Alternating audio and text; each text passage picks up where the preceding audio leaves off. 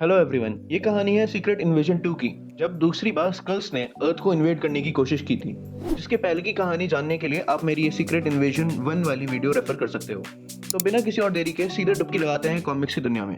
इस कहानी की शुरुआत होती है जब निक फ्यूरी सीआईए के हेडक्वार्टर्स में मारिया हिल से मिलने पहुंचता है और उसे रिसेप्शन पे ही कुछ फॉर्मेलिटीज के लिए रोक लिया जाता है, जिस पर निक कहता है कि क्या तुम सच में मुझसे मेरा नाम पूछ रहे हो। और रिसेप्शनिस्ट पीट कहता है आपका नाम कौन नहीं जानता, but these are some formalities. जिस पर निक कहता है कि तुम कहना क्या चाहते हो कि मैं इतना बुरा स्पाई हूँ, मेरा नाम सब जानते हैं। नहीं सर, बिल्कुल नहीं, बट मैम की कैलेंडर के अकॉर्डिंग आपका यहाँ कोई अपॉइंटमेंट नहीं है। बट क्या वो आपको एक्सपेक्ट कर रही हैं? जिस पर निक कहता है कि इस बड़ी और खूबसूरत दुनिया में कुछ ऐसे लोग भी हैं जो हफ्तों पहले अपने लंच प्लान्स नहीं बनाते। तुम सीधे उससे कॉल करो और बताओ उसे कि कौन आया है। इसके बाद पीट उससे नेम टैग और विजिटर पास देता है और कहता है कि इसे हमेशा लगा के रखना जब तक आप यहाँ हो। जिस पर निक कहता है कि हाँ पता है, मैंने ही उन्हें ये पॉलिसी लिखने में मदद की थी जब मैं शील्ड का डायरेक्टर था। इसके बाद निक मारिया के कैबिन में पहुंचता है और कहता है कि कम से कम तुम्हें मुझे अपने कैलेंडर में ऐड कर देना चाहिए था। जिसके बाद मारिया कहती है कि तुम्हें देखकर अच्छा लगा मेरे दोस्त, बट तुमने उस रिसेप्शन वाले बच्चे को ज्यादा तंग तो नहीं किया। जिस पर निक अपना नेम टैग हटाते हुए बोलता है कि नहीं बिल्कुल नहीं, बट तुम्हारा ऑफिस तो काफी अच्छा है। और मारिया बोलती है कि हालांकि यहाँ का व्यू शील्ड के हेल कैरियर जैसा तो नहीं है, बट हम काम चला रहे हैं। और मेरी छोड़ो, तुम अपनी बताओ। मैंने कभी नहीं सोचा था कि ऐसा दिन आएगा कि निक फ्यूरी को फ्रीलांसिंग भी करनी पड़ेगी। जिस पर निक फ्यूरी बोलता है you are looking at Nick Fury, agent of no one, the paranoid saviour of Earth, जो कुछ बेकार के कामों के लिए आयोवा की ट्रिप से लौटा है। जिससे मारिया समझ जाती है कि वो एक स्क्रल की सिचुएशन से लौटा है। जिसके बाद निक फ्यूरी वहाँ की पूरी कहानी बताता है कि वो वहाँ एक ऐसी फैमिली से मिलने गया था जिनके बच्चों के पिता स्टुअर्ट की पिछले रात ही मौत हुई थी।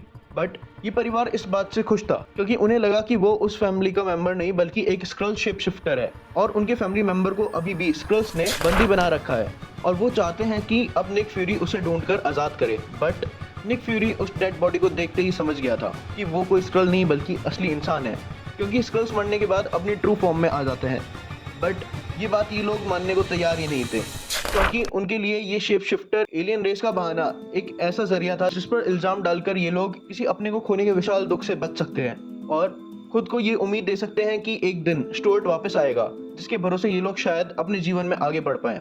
और इस उम्मीद को निक फ्यूरी एक ही झटके में तोड़ देता है, ये कहकर कि मुझे माफ करना बट ये कोई स्क्रल नहीं बल्कि तुम्हारा पति स्टुअर्ट है। बट फिर भी ये औरत निक फ्यूरी को कन्विंस करने के लिए अपने तर्क रखती है कि मुझे नहीं पता कि तुम्हें स्क्रल्स के साथ काम करने का कितना एक्सपीरियंस है, बट मैं 3 महीने से अपनी लोकेलिटी में स्क्रल्स से रिलेटेड प्रॉब्लम फेस कर रही हूँ और स्टुअर्ट को देखकर यही लग रहा है कि वो खुद नहीं है। जैसे कि सबसे पहले तो हमारे बीच आर्ग्यूमेंट्स बढ़ गए थे और तो और उसका बर्ताव भी बच्चों के प्रति काफी बदल गया था, जैसे कि उसे पता ही नहीं है कि बच्चों के साथ क्या करना है। और इसके अलावा कल रात उसने सब खत्म कर दिया, जैसे कि वो स्क्रल अब अंडरकवर रहते हुए इस मिशन को आगे कंटिन्यू नहीं कर पा रहा था। इसके बाद इस औरत की लाचारी देखते हुए निक बोलता है कि मैं देखता हूँ इसके बारे में। इतना बोलते ही वो औरत मगर निक की बेस्ट फ्रेंड बन गई और उसने निक को लंच के लिए भी रोक लिया। इस दौरान निक उसके घर में चीजों को ऑब्जर्व करते हुए सोचता है एक दिन शायद ही कहीं पड़े कि स्क्रल्स मौत के बाद अपने ट्रू फॉर्म में आ जाते हैं, या मे बी इसे पता हो और अपने ग्रीफ में जानकर भी अनजान बन रही हो। और तभी निक की नजर एक फैमिली फोटो पर पड़ती है। इसको देखते ही फ्यूरी समझ जाता है कि स्टुअर्ट नहीं बल्कि उसकी बाकी की पूरी फैमिली स्क्रल्स थी और वो तीनों फ्यूरी पर एक साथ अटैक कर देते हैं, जिनसे जैसे तैसे बचकर फ्यूरी अपने ट्रांसमीटर से सबको अलर्ट करने की कोशिश करता है। बट उन्होंने पूरे एरिया को शील्ड कर रखा था, जिसकी वजह से उसका ट्रांसमिशन वहीं ब्लॉक हो गया और तभी वहाँ मौजूद स्क्रल इनविजिबल होकर उस पर अटैक करते हैं और फ्यूरी को वहीं कैप्चर कर लेते हैं। जिसके बाद उनमें से एक स्क्रल उस फैमिली फोटो को देखकर बोलता है क्या वो कपड़े ही थे, क्योंकि हम फोटो को कम्प्लीटली मैच कर रहे हैं। इसका मतलब इस समय जो निक फ्यूरी अभी मारिया की ऑफिस में बैठा है वो भी एक स्क्रल है। बट मारिया को इस बात का पता तब चलता है जब उसने निक से पूछा कि तुम अब कैसा महसूस कर रहे हो, जो कि इन दोनों का ही एक कोड मैसेज था, जिसका सही जवाब न मिलने पर मारिया अपने डेस्क के नीचे का बटन दबा देती है। जिसके बाद काफी सारे सोल्जर्स निक को अरेस्ट कर लेते हैं और मारिया बोलती है निक भी मेरी तरह ही एक फॉर्मर शील्ड एजेंट था और काफी लंबे टाइम पहले हमने ये डिसाइड किया था कि अगर हमें स्कल्स की हरकतों की हल्की सी भी भनक लगती है तो हम एक दूसरे को एक सीक्रेट कोड से चैलेंज करेंगे, जिसके सक्सेसफुल एग्जीक्यूट होने पर हमें पता चलेगा कि हम दोनों में से कोई रिप्लेस तो नहीं हुआ है।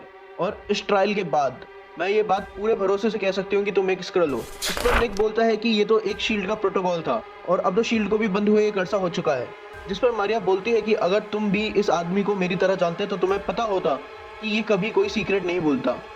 और तुम स्कल के पास इस शेप शिफ्टिंग के अलावा कोई और ट्रिक नहीं है। इसके बाद ये लोग निक फ्यूरी को लेकर रिसेप्शन के सामने से निकलते हैं, जहाँ मारिया पीट से कहती है भूल जाओ कि यहाँ तुमने कुछ देखा भी था, ये तुम्हारे पे ग्रेड से काफी ऊपर की बात है। जिस पर पीट धीरे से बोलता है कि मैंने तो पहले ही कहा था पैच ना हटाने को। इसके बाद हम देखते हैं कि मारिया ने निक को एक एनर्जी फील्ड वाली प्रिजन में कैद कर रखा है, जहाँ निक कह रहा है कि अब तुम ही बताओ मारिया, मैं ऐसा क्या करूं जिससे तुम्हें मुझ पर यकीन हो कि मैं ही असली निक फ्यूरी हूं।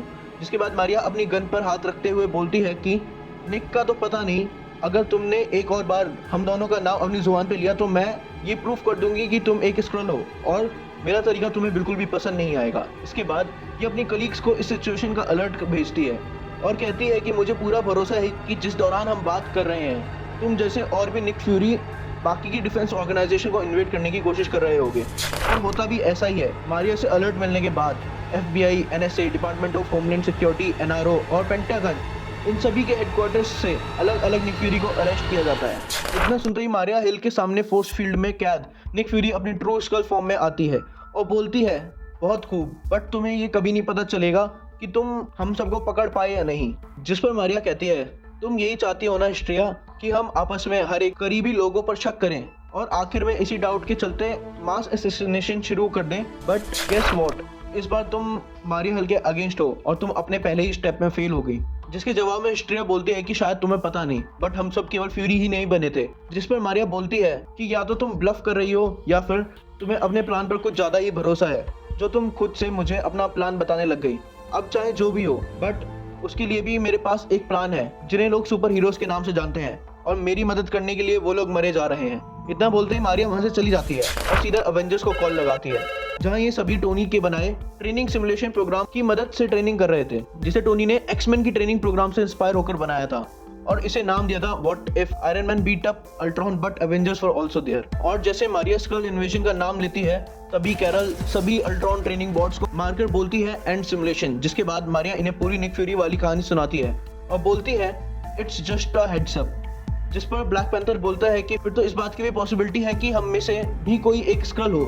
जिस पर मारिया बोलती है कि वैसे तो इस बात की पॉसिबिलिटी काफी कम है, क्योंकि जिस स्क्रल को मैंने पकड़ा है वो मेरे लिए कुछ ज्यादा ही डेस्परेट है, बट इसके बारे में हमें और देखना होगा। जस्ट इन केस अगर ऐसा हो, सो बी अलर्ट, बी अटेंटिव और इससे भी ज्यादा बी रेडी। इन सब के अलावा मैं कुछ और चीजों पर भी काम कर रही हूँ जिन पर मैं तुम्हें अपडेट कर दूंगी। इतना बोलते ही मारिया कॉल एंड कर देती है। इसके बाद टोनी बोलता है आज के लिए इतनी ट्रेनिंग बहुत है, 5 मिनट में सब फ्रेश होकर कॉन्फ्रेंस रूम में मिलते हैं। इसके बाद हमें पता चलता है कि अवेंजर्स में से भी एक स्क्रल था जो बोलता है मुझे उम्मीद नहीं थी कि आज के दिन मुझे ये खबर सुनने को मिलेगी। और इसी के साथ secret invasion volume 2 comic book series का पहला इशू खत्म हुआ, जो हमें इस सस्पेंस में छोड़ जाता है कि आखिर अवेंजर्स में से भी वो कौन है जिसे स्क्रल्स ने रिप्लेस कर दिया है। इसका पता चलेगा आपको इस सीरीज की नेक्स्ट वीडियो में। तब तक के लिए फॉलो द ओमनीवर्स गाइड।